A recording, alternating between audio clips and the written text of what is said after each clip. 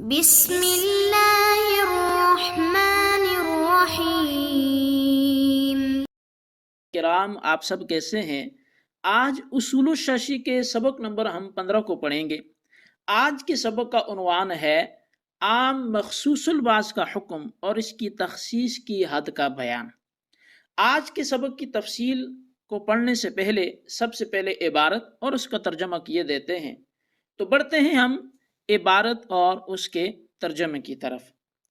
ہمارا سبق شروع ہوتا ہے وَأَمَّا الْعَامُ الَّذِي خُصَّ عَنْهُ الْبَعْضُ فَحُكْمُهُ أَنَّهُ يَجِبُ الْعَمَلُ بِهِ فِي الْبَاقِي مَعَ الْاحْتِمَالِ۔ مصنف علیہ رحمہ لکھتے ہیں بہرحال وہ عام کہ جس سے بعض افراد کو خاص کیا گیا ہو، تو اس کا حکم یہ ہے کہ تخصیص کے احتمال کے ساتھ باقی افراد میں اس پر عمل کرنا واجب ہے۔ فَإِذَا قَامَ الدَّلِيلُ عَلَى تَخْصِيصِ الْبَاقِي يَجُوزُ تَخْصِيصُهُ بِخَبْرِ الْوَاحِدِ أَوِ الْقِيَاسِ إِلَىٰ أَنْ يَبْقَى الثَّلَاثُ۔ تو پس جب باقی کی تخصیص پر دلیل قائم ہو تو پھر خبر واحد یا قیاس سے اس کی تخصیص جائز ہوگی، یہاں تک کہ عام کے تحت 3 افراد باقی رہ جائیں۔ وَبَعْدُ ذَلِكَ لَا يَجُوزُ فَيَجِبُ الْعَمَلُ بِهِ۔ تو اس کے بعد تخصیص جائز نہ ہوگی، بس اب اس پر عمل کرنا یہ واجب ہوگا۔ تو ہم نے عبارت اور اس کا ترجمہ کیا۔ اب آئیے سبق کے اندر موجود عبارت کی غرض سمجھ لیتے ہیں۔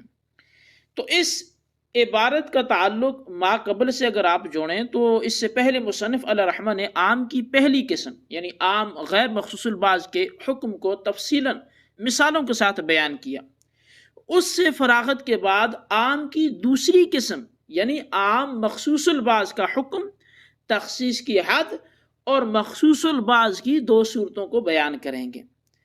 تو سب سے پہلی جو بات ہے وہ یہ ہے کہ عبارت اور اس کے ترجمے سے کسی حد تک سبق ظاہر ہو چکا ہے، لیکن اس سبق کے اندر موجود فوائد و قیود جو ہیں وہ اپنا حسن بکھیرتے ہیں، تو اس لیے اب ہم ان کو سمیٹنے کی کوشش کرتے ہیں۔ تو سب سے پہلے ہم تخصیص کے حوالے سے احناف اور شوافی کا اختلاف پڑھیں گے۔ تخصیص کی تعریف چونکہ دونوں حضرات کے ہاں الگ الگ ہے، تو اس لیے تخصیص کی تعریف کیا ہے، اس کی شرائط کیا ہیں، اور تخصیص کی تعریف میں موجود فوائد و قیود کیا ہیں، تو آئیے اس پہ ہم گفتگو کرتے ہیں۔ تو سب سے پہلے احناف کے موقف کو پڑھیں گے کہ احناف کے نزدیک تخصیص کسے بولتے ہیں۔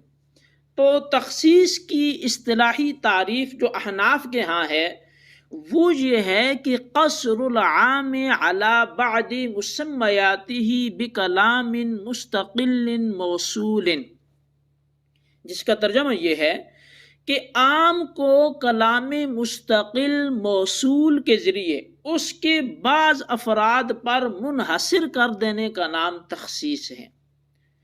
اس تعریف کے اندر اگر ہم غور کریں تو ہمیں تخصیص کی 3 شرطیں سمجھ میں آتی ہیں۔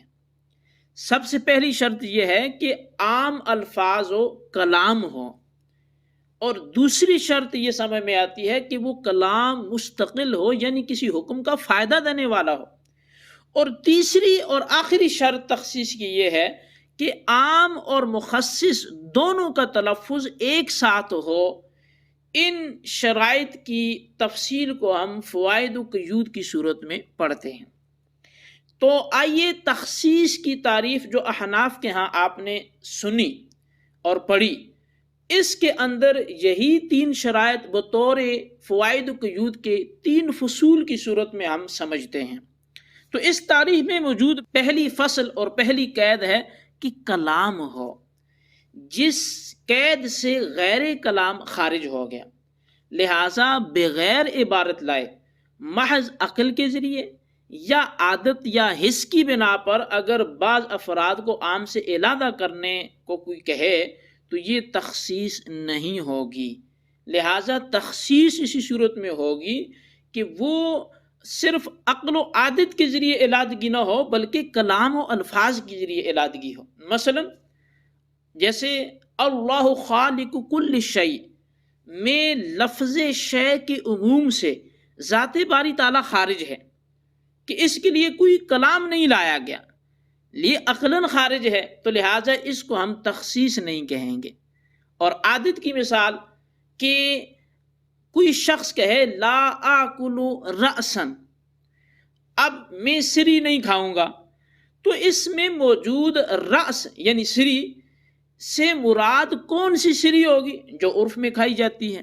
اب اس کے لیے، اس کی تخصیص کے لیے کہ فلاں سری اس میں شامل نہیں ہے، کوئی کلام نہیں لایا گیا، لیکن عرف و عادت اس کو بتا دیتے ہیں، عرف و عادت اس کی تخصیص کر رہے ہیں۔ لہٰذا اس تخصیص کو ہم تخصیص اصطلاحی نہیں کہیں گے جو عرف و عادت کے ذریعے ہو یا عقل کے ذریعے ہو، کیونکہ یہاں کلام و الفاظ موجود نہیں ہے تخصیص کرنے کے لیے۔ لہٰذا تخصیص کے لیے الفاظ و کلام کا ہونا ضروری ہے۔ یہ تخصیص کی پہلی شرط بھی ہوئی اور تعریف کے اندر موجود پہلی قید اور فصل کا یہ فائدہ بھی ہوا۔ دوسری فصل اور دوسری قید وہ یہ ہے کہ وہ کلام مستقل ہو۔ اس فصل کے ذریعے، اس قید کے ذریعے وہ کلام نکل گیا جو غیر مستقل ہے، جو حکم کا فائدہ نہیں دیتا۔ لہٰذا عام سے جو افراد غائب، شرط، استثناء، صفت اور بدل البعض وغیرہ سے علادہ کیے گئے ہوں تو ان کو تخصیص نہیں کہیں گے۔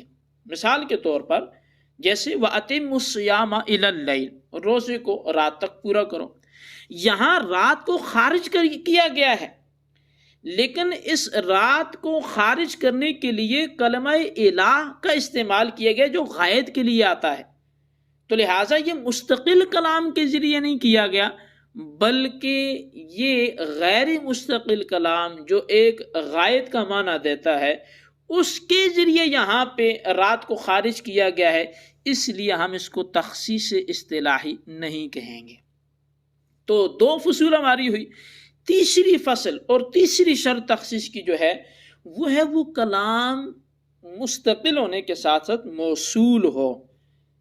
اب کلام موصول ہو تو اس غیر موصول کلام کو اس شرط نے، اس قید نے خارج کر دیا، کیونکہ عام کے تکلم کے بعد فی الفور مخصص آنا ضروری ہے کہ دونوں کا زمانہ ایک ہو، نہ فاصلہ ہو نہ دوری ہو۔ اگر عام اور مخصص کے درمیان دوری ہو تو اس کو تخصیص نہیں کہیں گے بلکہ نسخ کہیں گے۔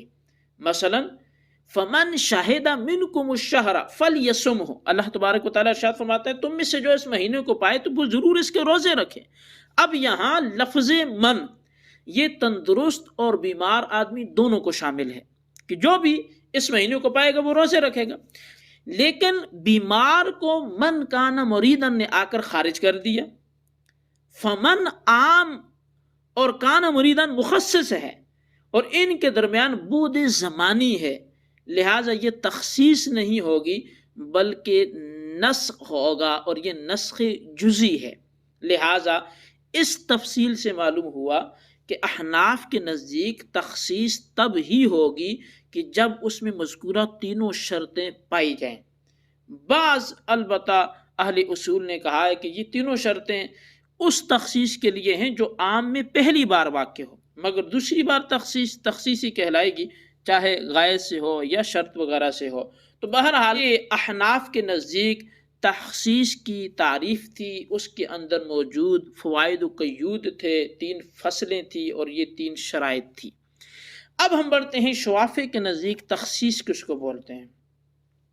تو شوافی کے نزدیک تخصیص کی تعریف یہ ہے کہ قصر العام علی بعض المسمیات مطلقا، جس کا ترجمہ یہ ہے کہ عام کو اس کے بعض افراد پر منحصر کرنے کا نام یہ تخصیص ہے۔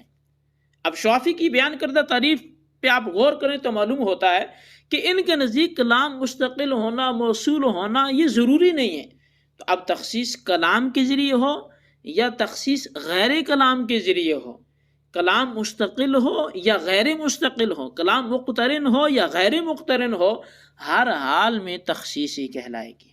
اب ہم پڑھتے ہیں عام مخصوص الباز کا حکم کیا ہے۔ تو آپ متن میں عبارت میں اس کا حکم اجمالی طور پہ پڑھ بھی آئیے اس کی تفصیل کی طرف بڑھتے ہیں۔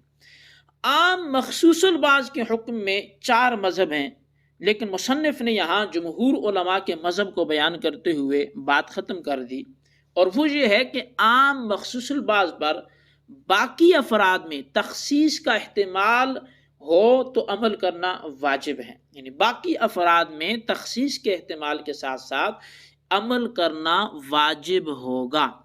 چونکہ یہ عام تخصیص کے بعد ظنی ہو جاتا ہے، لہٰذا جب باقی افراد کی تخصیص پر کوئی دلیل مل جائے تو ان افراد کی تخصیص خبر واحد اور قیاس سے بھی جائز ہے، یہاں تک کہ عام کے تحت 3 افراد باقی رہ جائیں، پھر اس کے بعد تخصیص جائز نہیں ہوگی۔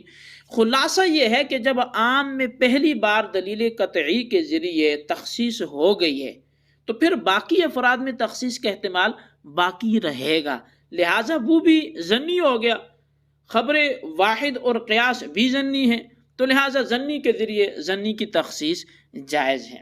اور یہ تخصیص کس حد تک ہے، اس حوالے سے تحقیق یہ ہے کہ اگر عام لفظاً اور مانن جمع مذکر کا صیغہ ہو، مثلا مسلمون کہ لفظاً اور مانن یہ جمع ہے اور نکرہ بھی ہے، یا اس میں جمع کا صیغہ ہو کہ جو معنی تو جمع کا دیتا ہے مگر اس کا واحد نہیں ہوتا، ان دونوں صورتوں میں عام ہونے کے لیے 3 افراد کا باقی ہونا ضروری ہے، اس کے بعد تخصیص جائز نہیں ہے۔ اور اگر ایسا اسم ہے جو نہ جمع ہے نہ اس میں جمع ہے بلکہ اس سے جمع کا صرف معنی لیا جاتا ہے، جیسے من، ما، تو ایسی صورت میں عام کے تحت ایک فرد کے باقی رہنے تک تخصیص ہو سکتی ہے، اس کے بعد جائز نہیں ہوگی، کیونکہ جب عام کے تحت کوئی فرد ہی باقی نہ رہا تو پھر تو اس عام کی وضع ہی بے سود ہو جائے گی، اور اس عام کے وضع ہونے کا کوئی فائدہ ہی نہیں رہے گا کہ اس کے تحت کوئی فرد ہی موجود نہیں ہے، تو لہٰذا اس صورت میں کم از کم ایک فرد کو ہونا ضروری ہے۔ یہ تھا ہمارا آج کا سبق معزز طلبہ کرام، اس کو آج تفصیل سے ہم نے تخصیص کی تعریف میں اختلاف اور پھر عام مخصوص الباز کی حد کیا ہے، تخصیص کس حد تک کر سکتے ہیں، اس پہ ہم نے کلام کیا، اس کو نوٹ کریں، یاد رکھیں۔ اللہ تبارک و تعالی ہمیں یاد رکھنے کی توفیق نصیب فرمائے، آمین بجاہ النبی الامین۔